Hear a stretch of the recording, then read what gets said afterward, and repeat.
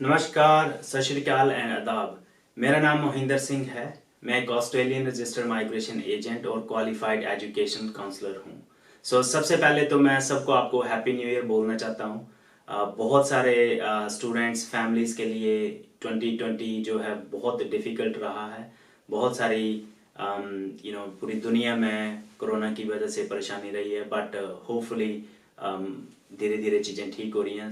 मैं सबको आपको एक पॉजिटिव वाइब देना चाहता हूँ by wishing you happy new year 2022। आज का जो वीडियो है मैं ये हिंदी में करने जा रहा हूँ। द रीज़न है कि बहुत सारे स्टूडेंट्स जिनको ये सब क्लास 485 की इंफॉर्मेशन चाहिए, उसके रिलेटेड मैं आज ये वीडियो कर रहा हूँ। आज का जो वीडियो हिंदी में होगा, जैसे कि मैंने बोला, अगर आप वीडियो शुरू करने से पहले मैं आप सबसे रिक्वेस्ट करना चाहूँगा, अगर आप मेरा ये वीडियो YouTube पे देख रहे हो तो मैं चाहूँगा कि आप लोग हमारे चैनल को सब्सक्राइब करें। हमारे चैनल का नाम है Endeavour PT IELTS and Australian visas. इस चैनल में बहुत सारी आपको आने वाले टाइम में अच्छी इन्फॉर्मेशन मिलेगी। जो भी स्टूडेंट्स या कैंडिडेट्स या स्किल्ड माइग्रेशन ऑस्ट्रेलिया आना चाहते हैं तो ये एक मस्ट सब्सक्राइब चैनल है। अगर आप ये वीडियो फेसबुक पे देख रहे हो तो हमारा फेसबुक का पेज है Endeavour education and migration services. आप उसको लाइक करिए और फॉलो करिए। अगर आप मेरे फेसबुक पे फ्रेंड हो और अगर आप ये वीडियो आपके लिए हेल्पफुल नहीं है तो पर अगर आप सोचते हो कि किसी और के लिए हेल्पफुल है तो मैं चाहता हूँ कि आप अपने फेसबुक पे शेयर करें या अपने फ्रेंड्स को टैग करें, ताकि जितने से ज़्यादा लोगों का फ़ायदा इस वीडियो के साथ हो सके हम कर सकें। चलो बात करते हैं सब क्लास 485 वीज़ा की।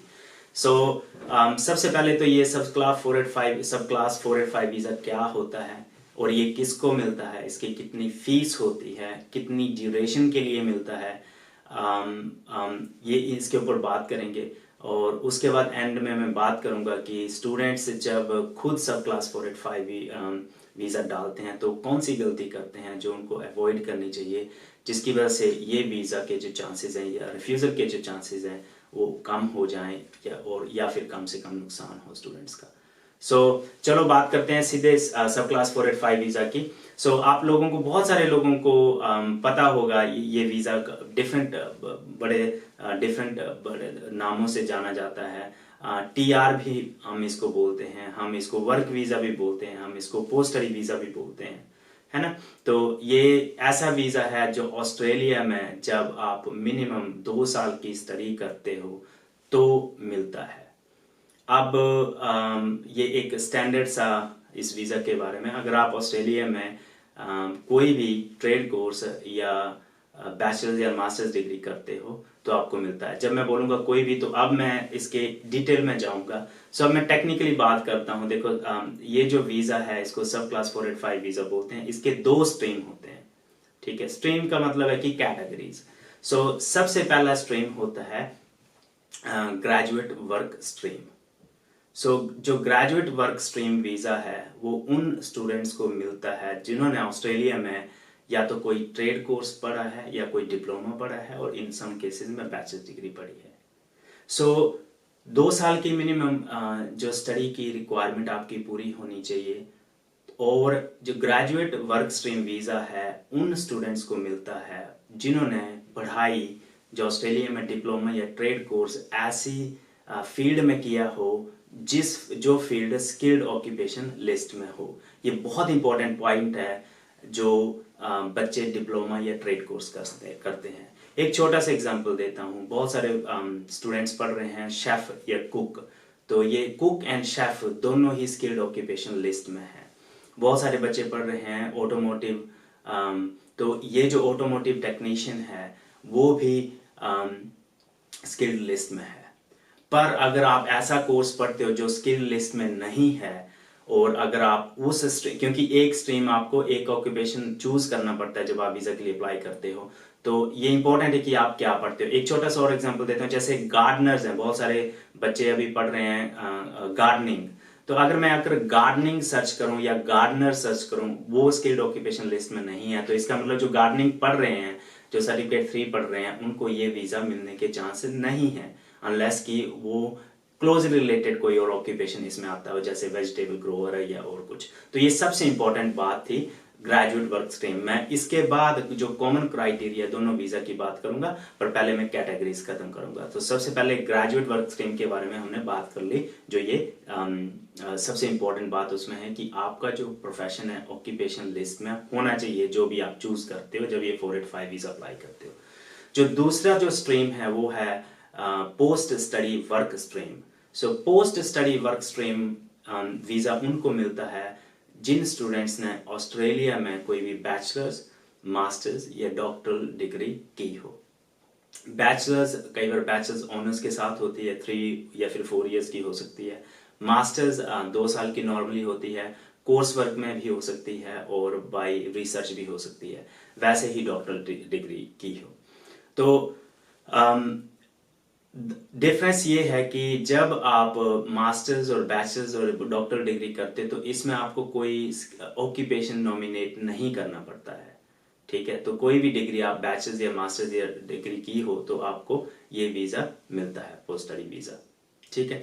अब कितनी ड्यूरेशन के लिए मिलता है? तो जो पहले वाला वीजा जो ग्रेजुएट वर्क स्ट्रीम है उसकी जो ड्यूरेशन है वो 18 मंथ्स के लिए मिलता था, अब 2 साल हो गई है, ठीक है। बहुत सारे स्टूडेंट्स को लेटली 2 साल के लिए मिला है, 6 महीने एक्स्ट्रा गवर्नमेंट ने दिए हैं क्योंकि जिन स्टूडेंट्स को नुकसान हुआ कोरोना की वजह से। जो अगर आप बात करें पोस्ट स्टडी वर्क स्ट्रीम, तो ये वीजा नॉर्मली 2 साल का मिलता था, अब ये 3 साल का मिलेगा और मिलना शुरू हो गया बहुत सारे स्टूडेंट्स को। और ऑब्वियसली मैं यहाँ पे सेकंड पोस्ट स्टडी वीजा की बात नहीं कर रहा हूँ, वो तो डेफिनेटली सबको पता है कि सेकंड पोस्ट स्टडी वीजा 1 साल एडिशनल आपको मिलेगा अगर आप रीजनल एरिया में रह रहे हो। तो ये जो बेसिक जो रिक्वायरमेंट्स हैं दोनों वीजाज की, दोनों स्ट्रीम्स की, वो ये हैं। अब बात करते हैं कि कॉमन एलिजिबिलिटी क्राइटेरिया क्या है। सो सबसे पहले आपने कोई भी स्टडी, अगर आपने बैचलर्स या मास्टर्स या डॉक्टरल डिग्री की हो, तो जिस दिन आप वीजा डालते हो, फाइल करते हो, फी पे करते हो, उसके 6 महीने के अंदर अंदर आपने अपनी डिग्री कंप्लीट की होनी चाहिए। अगर 6 महीने से ऊपर हो जाता है तो आप इस वीजा के लिए एलिजिबल नहीं हो, और लाइफ में बाद में कभी भी आप ये वीजा दोबारा नहीं डाल सकते एज ए प्राइमरी एप्लीकेंट। तो ये बहुत इंपॉर्टेंट बात है। दूसरी बात ये है कि कई स्टूडेंट्स इंडिया से 476 वीजा लेके आते हैं, या फिर 476 वीजा उन्होंने पहले लिया होता है, जिसको हम बोलते हैं टेम्पररी ग्रेजुएट वीजा। ये जो 18 मंथ्स के लिए मिलता है मोस्टली, अगर आपने इंडिया में किसी ऐसे इंस्टीट्यूशन से, मोस्टली जो इंजीनियरिंग की है बच्चों ने, कुछ 4-5 इंस्टीट्यूशन है मेन इंस्टीट्यूशन, जैसे नॉर्थ इंडिया की अगर मैं बात करूं, वहां से उन लोगों को मिलता है। अगर वो आपने पहले लिया तो आपको 485 वीजा नहीं मिल सकता। तो मैं यहाँ पे बात करूंगा कि इसीलिए 476 जो वीजा है उसको हम ले तो लेते हैं कई स्टूडेंट्स, पर बाद में उसके लिए उसका उसको कुछ ज्यादा फायदा आपको नहीं होता, क्योंकि आप 485 वीजा यहाँ पे स्टडी करने के बाद का जो चांसेस हैं वीजा के, वो आपको निकल जाते हैं, वो आपको आपके हाथ में नहीं रहते। तो अब बात करते हैं कॉमन एलिजिबिलिटी रिक्वायरमेंट्स। तो सबसे पहले 6 महीने के अंदर आपको स्टडी कंप्लीट की हो। जो भी ऑस्ट्रेलियन स्टडी रिक्वायर, मिनिमम 2 साल की स्टडी होनी चाहिए जो ऑस्ट्रेलियन स्टडी रिक्वायरमेंट्स को मीट करो। उसके लिए ये है कि आपका क्राई कोर्स रजिस्टर्ड कोर्स आपने किया हो, और आपका जो इंस्टीट्यूशन जहां से किया हो वो क्राई कोड रजिस्टर्ड हो, राइट। सो ये मेन इंपॉर्टेंट चीज है। दूसरी चीज आपको चाहिए English. So English post study visa के लिए इंग्लिश की जो रिक्वायरमेंट है वो है, अगर मैं पीटी की बात करूं तो 50 ओवरऑल स्कोर होना चाहिए आपका मिनिमम, और कोई भी बैंड स्कोर जो है लेस देन 36 नहीं होना चाहिए। सो अगर मैं आइल्स के साथ कंपेयर करूं तो आइल्स में ओवरऑल 6 होना चाहिए और कोई भी बैंड लेस देन 5 नहीं होना चाहिए। ये रिक्वायरमेंट है दोनों स्ट्रीम्स के लिए। आपके पास हेल्थ इंश्योरेंस होना चाहिए आपका और आपकी फैमिली का। इंश्योरेंस का जो सर्टिफिकेट है, जो करेंसी सर्टिफिकेट है, वो वीजा के साथ जब आप फाइल करोगे वीजा तो उसके साथ लगेगा। अगर वो नहीं होगा तो आपका रिफ्यूजल आ सकता है। तो insurance is must. Police clearance आपकी होनी चाहिए, और आपका जो प्राइमरी एप्लीकेंट है उसकी, और कोई भी जो सेकेंडरी एप्लीकेंट है जो 18 एंड अबव है उसकी पुलिस क्लियरेंस होनी चाहिए। अगर ये पुलिस क्लियरेंस अगर आपके पास अभी आई नहीं है, पिछले 12 मंथ्स की होनी चाहिए, अगर आई नहीं है तो आपको रिसीट, आपने अप्लाई किया होना चाहिए तो रिसीट वहाँ पे लगती है। सो इंश्योरेंस हो गया, रिसीट हो गया। अच्छा, एज बहुत इंपॉर्टेंट है। 50 ईयर्स से ज़्यादा अगर आपकी एज है तो पोस्ट स्टडी वीज़ा नहीं मिलेगा, ये प्राइमरी रिक्वायरमेंट है पोस्ट स्टडी वीज़ा की। बात बहुत अच्छी बात भी है, क्योंकि इसका ये मतलब है कि ऑस्ट्रेलिया में आके आप लेट एज पे भी स्टडी कर सकते हो और फिर भी आपको 485 वीज़ा मिल सकता है। पर यहाँ पे एक और पॉइंट है स्किल माइग्रेशन का, कि स्किल माइग्रेशन आप नहीं कर सकते 45 ईयर्स जब आप हो जाते हो, तो वो थोड़ा सा डिसएडवांटेज है। बट अगर आप स्टडी के पर्सपेक्टिव से देखो और 485 वीज़ा के पर्सपेक्टिव से देखो तो आपको ये वीज़ा 50 ईयर्स तक मिल सकता है। तो ये सब कॉमन रिक्वायरमेंट्स है। अब बात करते हैं कितनी फीस लगती है। बहुत इंपॉर्टेंट चीज़ है कि कितना खर्चा आपका आने वाला है। तो जो पोस्ट स्टडी वीज़ा के लिए जो फीस है वो है $1,600 एंड $1,680। ये प्राइमरी एप्लीकेंट की फीस है, $1,680, राइट। अगर सेकेंडरी एप्लीकेंट जो है उसके साथ सेम एप्लीकेशन में जाता है तो उसकी अगर 18 ईयर से अबव है तो उसकी फीस है 840, और अगर आपके बच्चे हैं जो 18 से बिलो हैं तो उनकी फीस है पर हेड 425। तो हर फैमिली डिफरेंट होती है, number of family members different होते हैं, तो उसके अकॉर्डिंग आप काउंट कर सकते हो। But it is a substantial cost. So $1,680 plus $840 अगर आप हस्बैंड वाइफ हो तो इतनी फीस है। अगर आपका एक बच्चा है तो प्लस 425, अगर 2 बच्चे हैं तो 425 को 2 बार जमा कर लें। तो ये जो फीस है आपकी 485 वीज़ा की है दोनों स्ट्रीम्स में। सो ये सारी बातें थी जो इम्पोर्टेंट है पोस्ट स्टडी वीज़ा के लिए। इसके अलावा एक जो सेकंड पोस्ट स्टडी वीज़ा, उसके बारे में इस वीडियो में मैं पूरी तरह बात नहीं करूंगा, बट उसके लिए बहुत सारे स्टूडेंट्स अभी कुछ आने वाले टाइम में सेकंड पोस्ट स्टडी वीज़ा जो है डालेंगे। अगर आप रीजनल एरिया में रहते तो उसकी फीस है $660 प्राइमरी एप्लीकेंट के लिए, और सेकेंडरी के लिए 330 अगर 18 एंड अबव है, और only 170 for any kids less than जो भी आपके बच्चे हैं 16 से नीचे होंगे। तो ये फीस है। अब लास्ट का वीडियो के अंत में मैं बात करूंगा जो कॉमन गलतियां हैं जो स्टूडेंट्स कर लेते हैं अननोइंगली। ऑब्वियसली कोई भी गलती खुद नहीं करना चाहता, बट अननोइंगली कई बार गलतियां हो जाती हैं।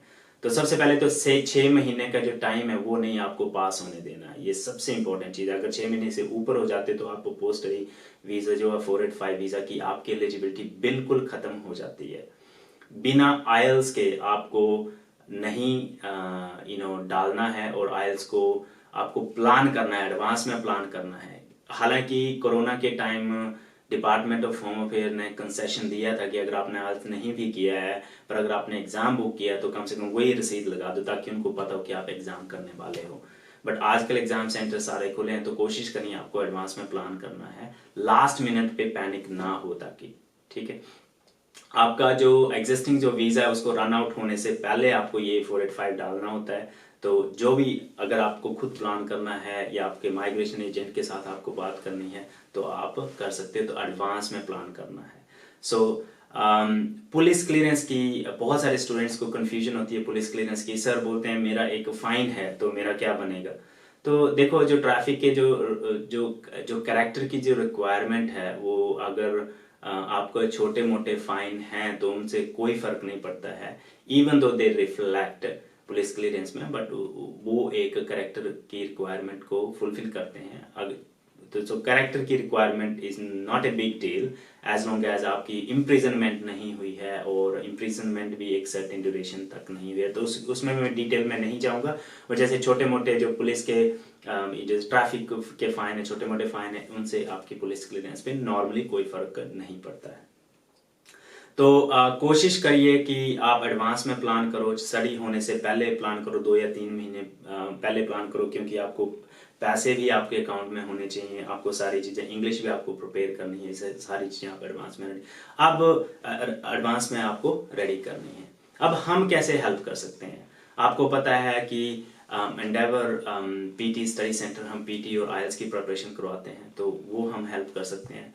ऑब्वियसली मैं एक रजिस्टर्ड माइग्रेशन एजेंट हूँ, तो मैं आपकी पोस्ट स्टडी वीज़ा फाइल करने में हेल्प कर सकता हूँ अगर आप मेरे साथ आते हैं। और मैं एक स्पेशल ऑफर देना चाहता हूँ बहुत सारे बच्चों को। अगर आपको पीटी और आइल्स इकट्ठा करना है और पोस्ट स्टडी वीज़ा करना है तो हमारे लिए एक स्पेशल पैकेज है जिसमें आप पोस्ट स्टडी वीज़ा, 485 वीज़ा और पीटी और आइल्स का स्पेशल पैकेज है जो आपको स्पेशल पैकेज में मिलेगा। तो उसके लिए आप हमसे और हमारी टीम से बात कर सकते हैं। जो फ़ोन नंबर वगैरह हैं, सारी डिटेल्स है इस वीडियो के साथ में दूंगा। इस वीडियो को और ज़्यादा लंबा न खींचते हुए मैं सबको फिर से ये बोलना चाहता हूँ कि आप सबको बहुत बहुत मुबारक 2022 की। और ऑस्ट्रेलिया पूरी तरह से खुल रहा है। अगर आप ये वीडियो यहाँ पे देख रहे हो ऑस्ट्रेलिया में, या फिर आप ये वीडियो इंडिया में देख रहे हो, और अगर आपको माइग्रेशन से रिलेटेड ऑस्ट्रेलिया का स्टूडेंट वीज़ा आपको स्टडी करने के लिए आना चाहते हो तो आप हमें कांटेक्ट कर सकते हो। मैं एक, जैसे कि मैंने बोला, एक रजिस्टर्ड माइग्रेशन एजेंट हूँ और क्वालिफाइड एजुकेशन काउंसलर हूँ। तो आपको जो उम्दा सबसे अच्छी जो एडवाइस है हम दे सकते हैं। अगर आपको इसके रिलेटेड, माइग्रेशन से रिलेटेड कोई और जानकारी की जरूरत है तो हाँ, आप हमें इस नंबर पे कांटेक्ट कर सकते हो। हमारा एक ऑफिस इंडिया में भी है जो पंजाब और हिमाचल के बॉर्डर पर नंगल टाउन है, बहुत सारे लोग जानते हैं। तो वहाँ पे भी आप वॉक इन कर सकते हो, वो भी डिटेल हम इस वीडियो के साथ डालेंगे। ज़्यादा ना बोलते हुए मैं इस वीडियो को यहीं एंड करना चाहूँगा। अगर आप लोगों को, आप किसी को जानते हो, या अगर आप किसी और को जानते हो जिसके लिए ये वीडियो हेल्पफुल हो सकता है, तो मैं चाहता हूँ कि आप उसके साथ शेयर करें। अगर आप YouTube पे ये मेरा वीडियो देख रहे हैं तो प्लीज़ हमारे चैनल को सब्सक्राइब करें ताकि आप फ्यूचर में पीटी, आइल्स और माइग्रेशन से रिलेटेड जितने भी वीडियोज़ हैं, अपडेट्स हैं, उनको मिस न करो। और अगर आप फेसबुक पे ये देख रहे हैं तो फेसबुक का जो हमारा पेज है एंडेवर एजुकेशन एंड माइग्रेशन, आप उसको लाइक करें और फॉलो करें। ज़्यादा ना बोलते हुए मैं फिर से एक सबको मुबारक देना चाहूँगा 2022 की। और मैं ये कहना चाहूँगा कि ऑस्ट्रेलिया ओपन है। अगर आपको स्टूडेंट वीज़ा चाहिए, स्किल्ड वीज़ा चाहिए, ऑस्ट्रेलिया इज़ ओपन। आप हमें किसी भी जरिए कांटेक्ट कर सकते हैं। सारे डिटेल्स इस वीडियो के साथ दिए हुए हैं। Thank you very much and धन्यवाद। सत श्री अकाल, आदाब।